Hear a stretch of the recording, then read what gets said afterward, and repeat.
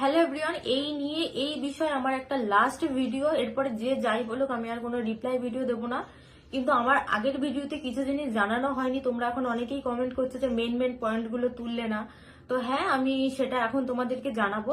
তার আগে বলে দিই, তোমরা অনেকেই কমেন্ট করছো যে আমি আগের ভিডিওটা প্রথমে ডিলিট কেন করেছিলাম। তার কারণ হচ্ছে এইসব ঝামেলাগুলো তো অনেকদিন আগের।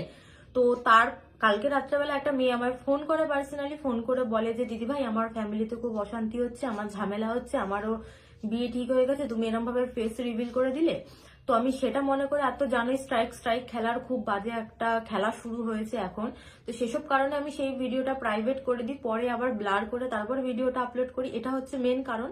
দ্বিতীয় হচ্ছে, তোমরা যেটা বলছো যে ও যেটা মেনশন করেছে যে আমার গলায় লাভ বাইট ছিল, আমি অন্য ছেলের সঙ্গে রাত কাটিয়ে এসেছি, নাকি সারাদিন অন্য ছেলের সঙ্গে ছিলাম।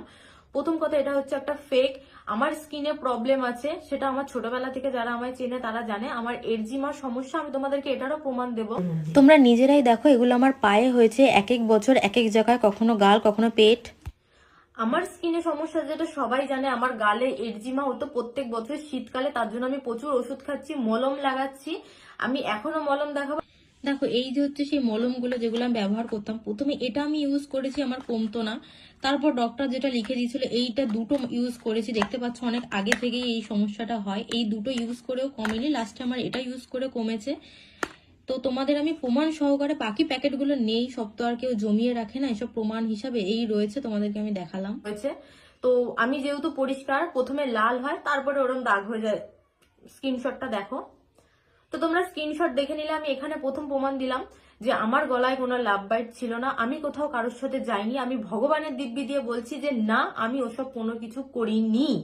তো এটা আমার উপর একদম বাজে একটা অ্যালিগেশন লাগানো, যে অ্যালিগেশনের জন্য আমি মানহানির মামলা পর্যন্ত করতে পারি। কিন্তু যাই হোক, প্রথম কথা এই হচ্ছে আমার পিসি। আসো সামনে। আমার পিসি আগের দিনের ভয়েসে বারবার বলছিল যে আমি পিসির বাড়িতে ছিলাম। এই হচ্ছে আমার পিসি, তুমি বলো আমি তোমার বাড়িতে ছিলাম কিনা?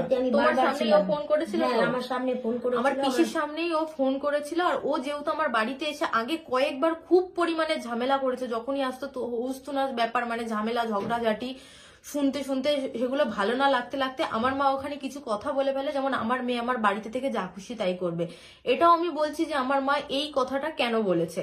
তার কারণ হচ্ছে, আমি যখন ওই বাড়িতে ছিলাম, সে রাত্রি 1:30 নেই 2টো নেই মেলায় চলে যাচ্ছে, ঘুরতে চলে যাচ্ছে, যেখানে খুশি চলে যাচ্ছে, সারা দিন বাড়ি থাকতো না, ফোনে ফ্রি ফায়ার খেলতো, অন্য মেয়ের সাথে কথা বলতো। এগুলো ওর বাড়ির লোক জানতো, এমন না যে একদমই কেউ কিছু জানতো না। কিন্তু ওর মা কখনো সেরকম জোর দিয়ে বারণ করেনি, বা বারণ করলেও শুনতো না। সেই ঝামেলাগুলোর কারণে, যেহেতু ঝামেলা হচ্ছিল, তো আমার মা ওই পয়েন্টে রাগের মাথায় কি বলবে বুঝতে না পেরে ওই কথাটাই বলেছে, আমার মেয়ে আমার বাড়িতে থেকে যা খুশি তাই করুক।